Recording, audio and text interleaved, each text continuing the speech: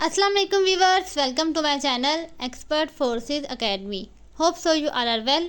So viewers, आज की video में मैं आप लोगों के साथ शेयर करने लगी हूँ AFNS के टेस्ट एक्सपीरियंस MCQs जो कि 29 अगस्त और 30 अगस्त के टेस्ट में आए हैं। तो इन दो दिनों में भी जो पासिंग रेशियो है वो काफ़ी ज़्यादा हाई रहा है। काफ़ी सारी बच्चियाँ जो हैं वो टेस्ट पास कर रही हैं। आप भी अगर जो है वो टेस्ट प्रिपरेशन करना चाहती हैं और आपके टेस्ट जो हैं वो सितंबर में हैं तो आप मेरा पेड सेशन ज्वाइन कर सकते हैं। स्क्रीन पे जो नंबर शो हो रहा है उस पर व्हाट्सएप पे कांटेक्ट करके आप डिटेल हासिल कर सकते हैं।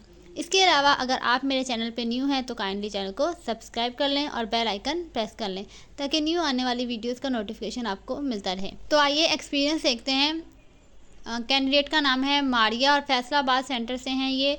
और इनका कहने के मुताबिक इनका एकेडमिक टेस्ट जो है वो काफ़ी ज़्यादा आसान था क्योंकि इनकी प्रिपरेशन अच्छी थी। जब आपकी प्रिपरेशन अच्छी होती है, आपको सब कुछ आता है, तो आपको लगता है कि टेस्ट जो है वो आसान है। वर्बल और नॉन वर्बल एज यूजुअल जो है वो काफ़ी सारे रिपीटेड ही आए थे, जो कि 100 मोस्ट इम्पॉर्टेंट MCQ थे, वहीं से आए थे। और केमिस्ट्री में इनका कहना है कि ऑर्गेनिक में इनके पास रिएक्शन नहीं आए थे, लेकिन काफ़ी सारा पोर्शन जो है वो केमिस्ट्री का ही था। जिनमें से जो पहला सवाल है वो है प्रॉपर्टीज़ ऑफ फिनॉल। फिनॉल की प्रॉपर्टीज़ क्या है? तो 3 ऑप्शन गिवन है, कलरलेस है, क्रिस्टलाइन है या डाई लिक्विसेंट सॉलिड है। तो फिनॉल जो है वो कलरलेस होता है। अगला सवाल है, stability of phenol due to. Phenol जो है वो स्टेबल होता है किस वजह से? तो इसका आंसर जो है वो मैंने नीचे लिखा है, due to the delocalization of the lone pair present in the oxygen atom with the pi bond of the benzene ring. ठीक है, क्योंकि ऑक्सीजन एटम जो होता है फिनॉल में उसके पास लोन पेयर मौजूद है और आपको पता है कि बेंजीन रिंग के अंदर जो पाई इलेक्ट्रॉन्स हैं वो भी डीलोकलाइज करते हैं। तो इसका आंसर डीलोकलाइजेशन होगा। अगला सवाल है, Cannizzaro reaction not given by. कौन है जो कैनिज़ारो रिएक्शन नहीं करते?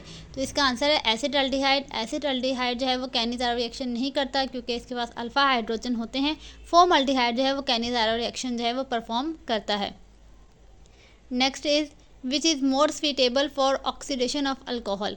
अल्कोहल की ऑक्सीडेशन के लिए ज़्यादा ऑक्सीडाइजिंग एजेंट जो है वो कौन सा स्वीटेबल है? KMnO4 या फिर K2Cr2O7।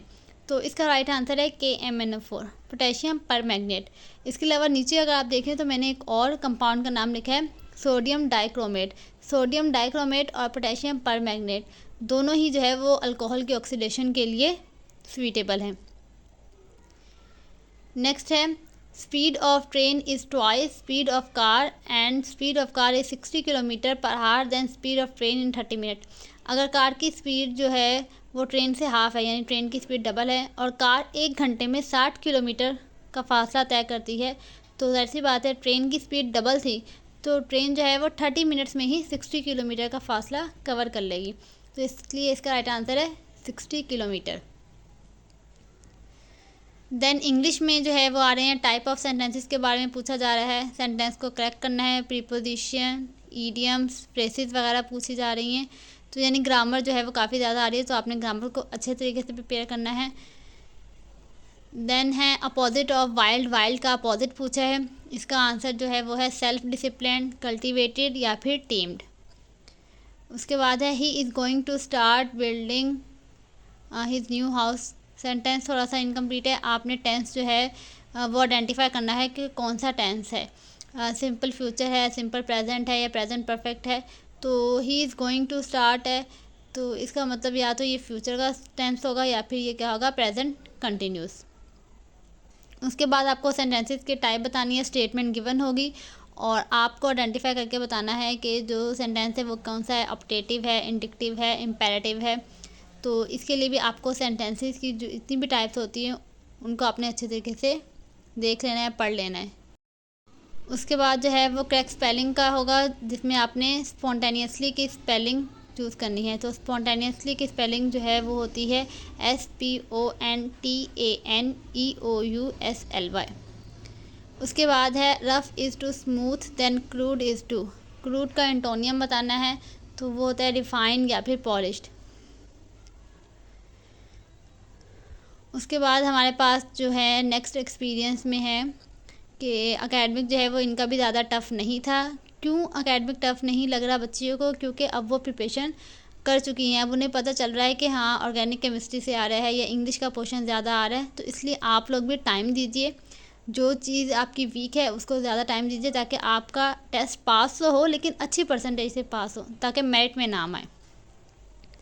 अच्छा, इनका जो पहला सवाल है फिजिक्स का वो है unit of angular frequency. Angular frequency का यूनिट क्या है? तो इसके दो यूनिट होते हैं, डिग्री या फिर रेडियन पर सेकेंड। नेक्स्ट क्वेश्चन है eight the top of the spring tension is. Spring के टॉप पर जो है वो टेंशन कितनी होती है? तो मैंने आपको लिख के बता दिया है कि tension is equal to M G. M G क्या होता है? वेट। तो जितना बॉडी का वेट होगा उतना ही at the top of the spring tension होगी। नेक्स्ट इज एक न्यूमेरिकल है, when a force of 4000 is applied on rocket and there is no displacement then work done is. तो इसका आंसर 0। जब कभी भी आपके पास डिस्प्लेसमेंट 0 होती है तो वर्क डन भी क्या हो जाएगा? 0। आपको पता होगा कि वर्क डन का फॉर्मूला क्या होता है? F.D cos theta. तो जब भी आपके पास डिस्प्लेसमेंट 0 है तो फोर्स चाहे जितनी भी हो, आपका वर्क डन क्या आएगा? 0 के इक्वल ही आएगा। अगला सवाल है velocity time graph is called. Velocity time graph का जो है वो उसे क्या कहते हैं? तो इसका आंसर है displacement. Velocity per unit time is called displacement. और अगर बोलते हैं slope of velocity time graph तो वो क्या होती है? एक्सेलरेशन। नेक्स्ट क्वेश्चन है order of solubility in alkaline earth metals. आपने सॉल्युबिलिटी का ऑर्डर बताना है अल्कलाइन अर्थ मेटल में। तो इसका ऑर्डर मैंने लिख दिया है, सबसे ज़्यादा सॉल्युबल होता है magnesium, then calcium, then strontium और सबसे लास्ट में क्या है? बेरिलियम। तो डिक्रीजिंग ऑर्डर है। अगला सवाल है अल्काइलेशन ऑफ बेंजीन। तो अल्काइलेशन ऑफ बेंजीन का क्या पूछा है? तो सवाल जो है वो इनकम्प्लीट है। मैंने जो इसमें आंसर दिया है वो प्रोडक्ट का दिया है कि अल्काइलेशन ऑफ बेंजीन क्या प्रोडक्ट फॉर्म करती है? तो वो फॉर्म करती है tertiary butyl benzene. Next is which of the following is not main point of Lamarckism. अच्छा, लेमार्क्स जो थ्योरी जिसने पेश थी उसमें जो है वो कौन सा मेन पॉइंट ऐड नहीं था? तो नीचे जो है आपको नज़र आ रहा होगा, मैंने 2 पॉइंट्स ऐड किए हैं जो कि लेमार्क्स थ्योरी में नहीं थे। एक था organism can pass on acquired trait to their offspring is not one of the idea, और दूसरा था rate of survival of organism is different due to variation. तो इन दोनों में से इन दोनों का आप अच्छे से कैसे पढ़ लीजिएगा, जो भी ऑप्शन में गिवन होगा। तो कि ज़्यादातर यही है कि एवोल्यूशन ऑफ एक्वायर्ड कैरेक्टरिस्टिक्स आएगा इसका answer. Next is ohm multiply by farad. Ohm multiply by farad जो है वो किसके इक्वल होता है? तो इसका आंसर है second. Next question is if a body of mass 800 kg accelerate from 30 metre per second to 20 metre per second then kinetic energy will be. Kinetic energy का फॉर्मूला आपने लगाना है। काइनेटिक एनर्जी का फॉर्मूला होता है half mv²। Then आपने उसको solve करना है और इसका आंसर जो है वो आइडेंटिफाई करना है। उसके बाद है dimension of magnetic field is equal to. Magnetic field की डायमेंशन जो है वो किस क्वांटिटी के इक्वल होती है? Magnetic flux density, magnetic flux, work, और एक और ऑप्शन भी था। तो इन तीनों में से किसी के इक्वल नहीं होती। अब चौथा ऑप्शन जो होगा उसके बराबर होती है या नहीं, ये डिपेंड करता है, अदरवाइज इसका आंसर नॉन ऑफ दीज आएगा।